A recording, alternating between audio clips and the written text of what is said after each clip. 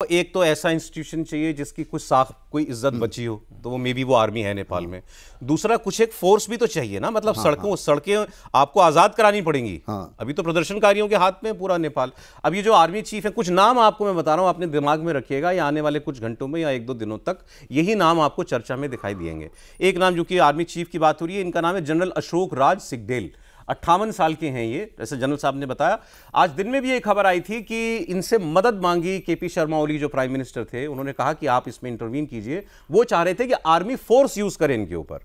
Army ने इन आंदोलनकारियों के ऊपर कोई बल प्रयोग नहीं किया। इनफैक्ट हमारे आंखों देखी बात मैं आपको बता रहा हूं, हमारे reporter T Raghavan sir Rashtrapati Bhavan के बाहर थे, वहां ये आंदोलनकारी अंदर जाना चाह रहे थे, घंटों तक आर्मी ने रोके रखा इनको। और एक पल ऐसा आया कि आर्मी ने अपने आप बैरिकेड हटा लिए, जाने दिया उनको, और वो अंदर गए, उन्होंने लूटपाट की, आगजनी की। तो आर्मी ने कोई फोर्स यूज नहीं की है, इसलिए शायद आर्मी की बात ये लोग सुन लें। तो इनका नाम जनरल अशोक राज सिगदेल है। एक कैरेक्टर ये हैं इस पूरे घटनाक्रम में, और दूसरे और सबसे बड़े कैरेक्टर, इनका नाम है बालेन शाह। असल नाम है बालेंद्र, लेकिन शॉर्ट फॉर्म में प्रचलित हैं बालेन। ये काठमांडू के मेयर हैं, मात्र 34 साल का युवा आदमी है, रैपर है। और रैपर होते होते सोशल मीडिया प्रोफाइल इतनी बड़ी बन गई इनकी कि आज युवाओं के बीच बहुत लोकप्रिय है। टाइम मैगजीन ने इनको 2023 में टॉप 100 शख्सियतों में शुमार किया था। न्यूयॉर्क टाइम्स जैसे संस्थानों ने इनको कवर किया हुआ है। बहुत बड़ी फैन फॉलोइंग है इनकी, और ये सोशल मीडिया पर कुछ भी लिखते हैं तो वो ट्रेंड होता है और उस पर बहस हो जाती है। तो बेसिकली एक रोल मॉडल की तरह है। एडिटोरियल्स लिखे जा रहे हैं नेपाल के अखबारों में कि बालेन कहाँ हो, बालेन आओ, टेक ओवर, ये आप युवाओं को नेतृत्व कीजिए। क्या ये अगले प्रधानमंत्री हो सकते हैं? कुछ जो भी हो, इनका रोल एक बहुत बड़ा होने वाला है। ये 2 कैरेक्टर। एक तीसरा नाम मैं आपको और दे रहा हूं, ये तीसरा नाम है रवि लामछने।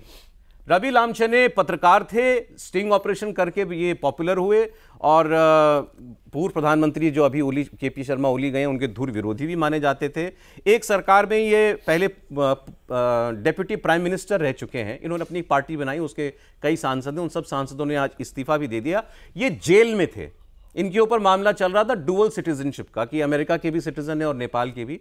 होते होते मामला ये हुआ कि इनको जेल जाना पड़ा। आज प्रदर्शनकारियों ने इनको जेल से आजाद करा लिया, सर, जेल से ही छुड़ा लिया इनको। इसका मतलब प्रदर्शनकारियों के बीच में ये भी लोकप्रिय है। तो ये बालेन, रवि लामछने और आर्मी चीफ, क्या यही अब कुछ नेपाल में जो करेंगे यही 3 लोग करेंगे?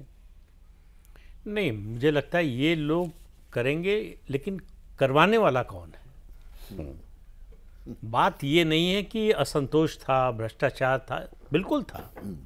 आपको देश में कोई देश, दुनिया में कोई देश, कोई समाज नहीं मिलेगा जहां असंतोष ना हो, बेरोजगारी ना हो, असमानता ना हो, लोगों में नाराजगी ना हो, हताशा ना हो।